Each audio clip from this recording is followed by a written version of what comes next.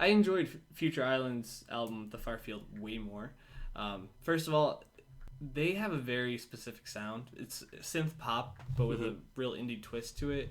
Especially the lead singer's vocals, I think I talked about last week, are just very, like... It's like druggy. Yeah, well, like raspy. And takes like lean a lot. Almost. I don't know about that. But all speculation on your part, Dave. But Something about the name. Yeah, it's funny. Like, this is their 5th album. But really, they just became really popular after Seasons off their last album singles became really popular. And they played, I think it was Letterman, or maybe it was, I forgot which. It was one of the late night shows, and they really blew up after that. Interesting. This is a really consistent album. They start to branch out a little bit. It sounds almost like kind of Japan Droids in a way where you know what you're going to get. How does this compare to the other rock records that you've listened to this year?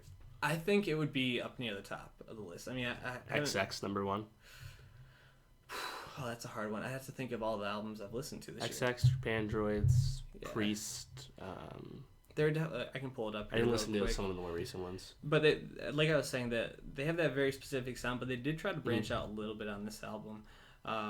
Some of the better songs, I would say, the songs that if you're just looking to get into this record and see if it's for you, I'd check out Shadows, which actually had...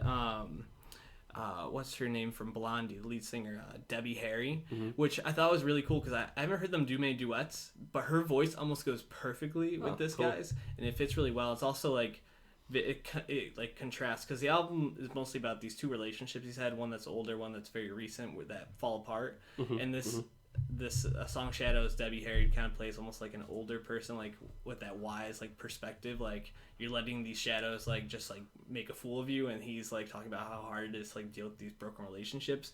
Very cool. Sounds like a focus record. Yeah, absolutely. Time on Her Side was also one of my favorites, and Through the Roses seemed to be like the emotional apex of it. Gets a little dramatic in terms of lyrics, talks about like wanting to kill himself. Just kind of looking through the albums that have come out this year that are rock. Spoon would probably be up there at the top for me, and then probably Cloud and Nothings, then the XX, and then probably Future Islands right under that.